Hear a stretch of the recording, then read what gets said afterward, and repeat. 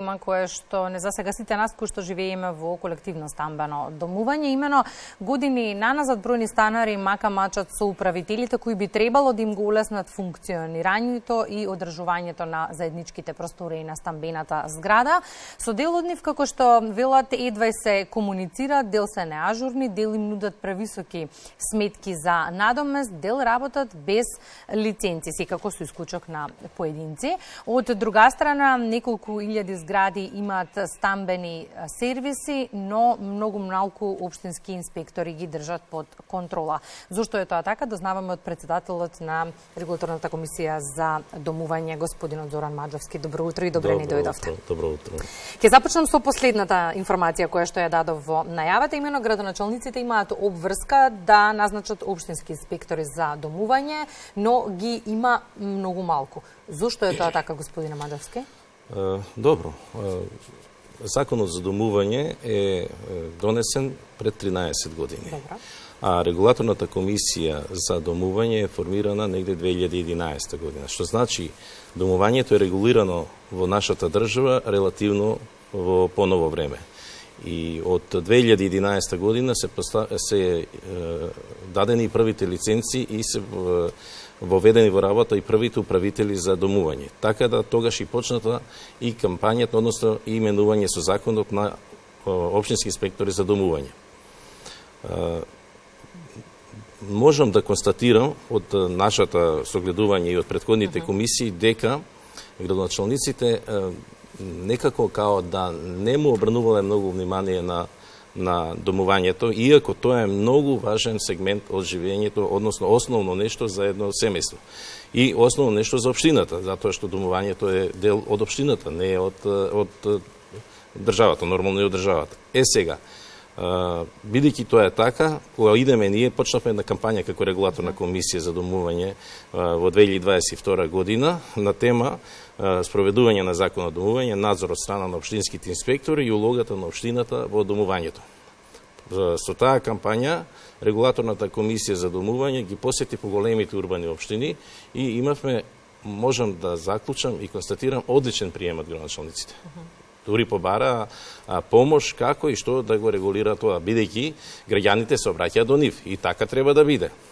Благодарение на таа кампања, во последната година се именувани некаде 5 или 6 инспектори, што очекувам дека во наредниот период, кога продолжува нашата кампања, дека поголемите урбани општини веќе ќе именуваат инспектори. Коригирајте ме ако грешам, ќе се задржам малку на територија на Скопје. Има 6 инспектори за домување, можеби бројката е и поголема, ќе ми кажете вие, и тоа по еден во Карпаш, Центар, Газибаба, Киселавода, аеродром и Чаер. Колку и да се искусни и квалитетни, не можат да постигнат да одговорат на поплаките на граѓаните. И сега унамо каде што нема инспектори, а имаат лошо управување на стамбените згради, своите поплаки може граѓаните да ги кажат на суд. Секако вие сте тука, но вашата примарна работа е доделување и одземање на лиценци. Што е со оние граѓани кои што немаат каде и како да се пожалат? Вака, значи, допред неколку месеци во град Скопје имаше 4 инспектори. Добра. Јас кој гостував овде, тоа го потенцирам. Овие податоци се од нас произлезени. Значи, во последните, благодарение на оваа кампања што ја спомнав помалку, веќе се именувани уште 20 инспектори, а во процедура се и други инспектори. Што значи, бројот е мал, но е подобар отколку што беше. Сега, граѓаните имаат многу проблеми. Проблемите се од повеќе фактори, поголема природа. Но, ние како Регулаторна комисија, иако нема инспектори во некоја општина, ние ги примаме сите нивни представки и поплаки. Ги разгледуваме на седница, носиме заклучоци и врз основа на тие заклучоци донесуваме заклучок каде да ги проследиме. Дали ќе биде во општината, до управителот, до инспекторот кај што има и така натаму. Доколку нема инспектор, ова го потенцирам во одредена општина, доколку нема инспектор, граѓанинот се обраќа до градоначалникот. Значи, може до нас. Не е никако проблем, ние пак ќе го проследиме до градоначалникот. А градоначалникот има право, можност и треба да на име и на сметка на општината го ангажира државниот комунален инспекторат, кој може да спроведе надзор над работењето на управителот или председателот на заедница на станари. Значи, не е само судски пат, туку и државниот комунален инспекторат на име и на сметка на општината. Потребата од поголем број на инспектори кои што ќе контролираат како работат управителите на стамбени згради беше една од темите кои што ги дискутиравте на тркалезната маса одржана неодамна. За што се друго се зборуваше? Добро, одлично прашање. Значи, пред една недела, 10 дена, на иницијатива на регулаторната комисија за домување беше одржана тркалезна маса во соработка со Стопанската комора на Северна Македонија и групацијата на управители при Стопанската комора на тема Закон за домување, негова примена, надзор, улога на општината и потреба од измени и дополнување на Законот за домување.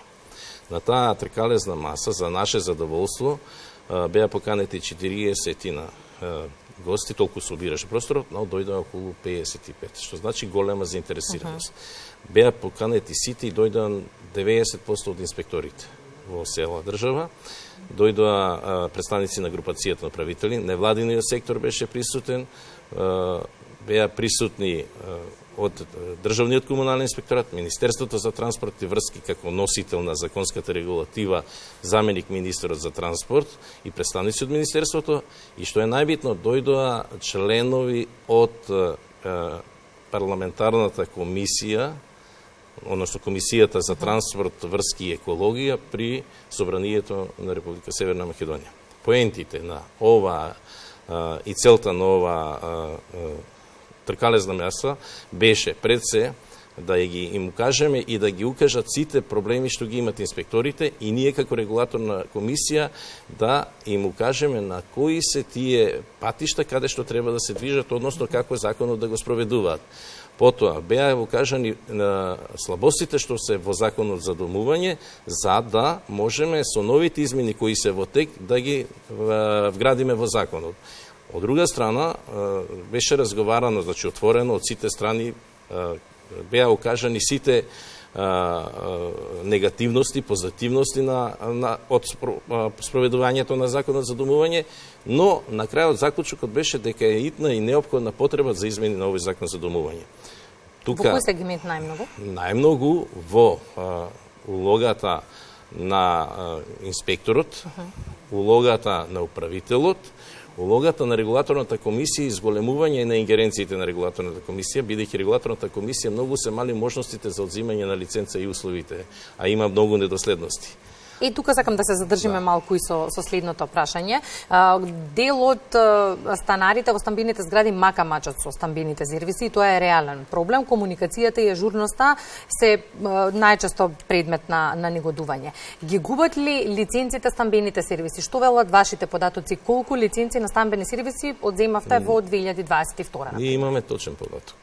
Значи, прво да дадам еден вовет. Значи, има 70 лиценцирани фирми во овој момент кои се активни. Од тие 70 лиценцирани фирми, значи, тврдам дека 80% до 85% никогаш не дошла преставка за нив. Значи, си ја работат, безпрекорно работат. Има еден дел за кој постојано има преставки. Граѓаните постојано доставуваат преставки, жалби и поплаки за нивното работење. Да не навлегувам нашата работа како понатаму тоа се е спроведено, но регулаторната комисија врз основа на утврдување на недоследности и неправилно работење има одземено, а и друг фактор има престанување на лиценцата, има одземено вкупно 16 лиценци, од кои, значи зборам од јули 2021 до декември. Од кои 16 лиценци одземени поради нерегуларности во работењето се 10 лиценци. Добро. Еве сега, последен примерок беше мислам беше во декември, да, одземавме лиценца по иницијатива на инспекторот во Куманово. Затоа што, едноставно, нити ги префрла парите од резервниот фонд, нити ги врши работите како што треба и така натаму и така натаму. Значи, одземени се вкупно 16 лиценци. И уште една работа. Од почетокот на овој мандат на регулаторна комисија до сега се издадени 33 лиценци. а одземени се 16. Значи вкупната бројка од 50 и нешто е зголемена на 70. За да им појасниме или олесниме на граѓаните при изборот на стамбен сервис, што треба како документација да му побараат на одреден стамбен сервис пред да склучат договор со истиот? Многу убаво прашање. Значи, бидејќи сами спомнавте во воведниот дел дека се појавуваат фирми без лиценци и ние тоа го констатиравме и веќе тука ги детектираме тие фирми и ги објавуваме на нашата веб страна и преку медиумите. Кога ќе склучуваат граѓаните договор, прво и основно е да проверат дали таа лиценцирана фирма, таа фирма има лиценца. Значи, лиценцата издаваме ние. Истото тоа може да го провери, освен што ќе ми ја покажат во хард копија, да го провери и на веб страната на регулаторна комисија, каде што јасно и сите лиценцирани фирми кои имат лиценца, на кои им е одземена лиценца и кои имат активна лиценца се наведени. Значи, регулаторната комисија донесе заклучок и одлука дека секоја лиценцирана фирма кога склучува договор со некој зграда, треба на јавно место на влезот на огласна табла да истакне и да стави прилог копија од лиценцата. Значи, да повторам, да прашат, да проверат на две места дали имат лиценца. Управителот што им нуди работа да им ја покаже лиценцата и на веб страната на регулаторна комисија да видат дали таа лиценца е активна. Треба ли јавно да објават доколку треба сакаат да ги поскапат услугите? Голем дел од граѓаните беа изненадени со новите сметки. Да, живееме економска криза и се поскапува, но треба ли прво да се прашаат станарите? Дали им одговара цената? Кога се склучува договорот се склучува меѓу две страни. Добро. Во договорот се регулирани и условите под кои ќе се работи и цените во кои ќе се работи. Така да, и кога ќе се покачуваат цените, иако реално све е покачено, значи и платата која беше, например, минимална, што најчесто ја дава на чистачите и на други луѓе беше минимална 15.000, сега е веќе 20.000, значи цените се покачени и објективност постои за покачување, но сето тоа треба да биде во координација и договарање со корисниците на услугата станарите. Значи, станарите треба да го имат тоа предвид, инаку, што ќе се случи? Управителите, ако немат економска оправданост, ќе напуштат работата. Но, треба да бидат запознаени апсолутно. Но голем дел од граѓаните ќе кажат дека ги плаќаат редовно сметките, дека сметаат дека имаат пари во резервниот фонд, но не добиваат извештаи за работата на стамбениот сервис, односно колку средства има зградата. Потребно ли е на месечно ниво да се доставуваат извештаи или пак тоа е сепак предмет на договор? Не е предмет на договор. Согласно законот за домување, постои обврска на управителот на огласната табла да ги истакнува сите трошоци на месечно ниво, или доколку јас како граѓанин или вие побарате да ви бидат искажани трошоците и сите и реалната состојба на парични средства убрани у резервниот фонд, должен е во писмена форма да ви го достави управителот. Значи, тоа е обврска. Доколку тоа не го стори, ќе се обрати или до инспекторот, или до општината, или до регулаторна комисија.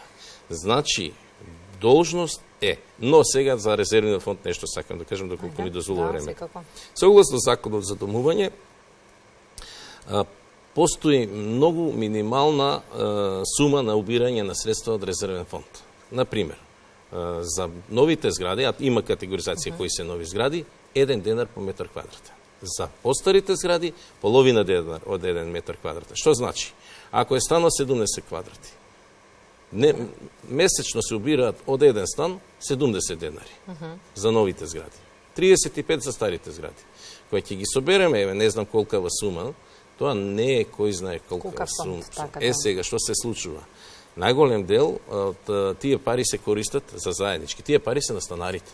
Не се тие пари за плаќање некои трошоци други. Значи, станарите со тие пари можат да плаќат поправка на кров, поправка на канализација, поправка на лифт, значи по капитални инвестиции. Единствен исклучок тука има за, без да се праша станарите, а тоа е регулирано со договорот за итни потреби. Што е тоа итна потреба? Доколку, да речеме, се случи пукање на парно, во некој стан. Не може сега да се прашуваат усред ноќ станарите, туку до одредена сума, некоја си мислам дека е до 20.000 денари, управителот има право од резервниот фонд да ги вложи во таква намена. Или канализација, или слично нешто. Да продискутираме накусо и за онаа друга страна на приказната, на која што многу често се жалат и стамбените сервиси и голем број на соседи, на оние кои што не ги плаќаат месечните издатоци. Опцијата е суд, но тоа е и долго, и макутрпно, а повторно останува на оние кои редовно плаќаат да плаќаат. Што со станарите кои не ги плаќаат месечните сметки?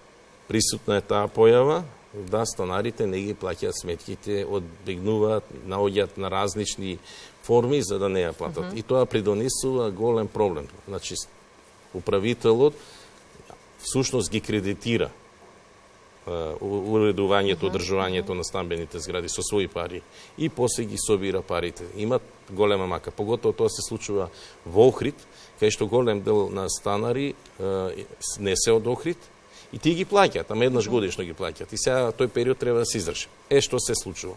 Доколку не ги плаќаат, управителот на сметка на управителот бесплатно доставува опомена. Таа опомена е во некаква си електронска или било каква форма. Доколку не одговори позитивно, не ги плати сметките, може во писмена форма со носачна пошта да се достави.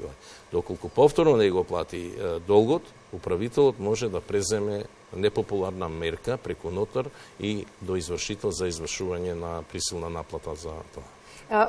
Ке завршиме онака како што започнавме, ја споменавте измената на законот за домување. Кога би требало да се случи тоа, бидејќи споменавте неколку ставки кои што ќе бидат секако добредојдени за граѓаните? Регулаторна комисија за домување крајот на 2021 иницираше измени закон. Донесе ги оние одредби од законот кои нас не тенгираат. Благодарение на тоа министерот формираше комисија. Комисијата 2022 година интензивно за транспорт министерот работеше и до крајот на 2022 веќе ги заврши оние нацрт текст од законот и законот, колку што сме информирани од Министерството за транспорт, е пуштена во службите на транспорт да ги прочисти техничките делови. Според изјавата од министерот, заменикот министерот и службите од Министерството за транспорт, законот би требало да помине во владина процедура во мај оваа година. Доколку тоа се случи, зависи од владата, реално може и брзо да се донесат измени. Што значи во мај ќе имаме повторна тема за анализа. Се надевам. Благодарам за денешното гостување во Благодарам и на вас.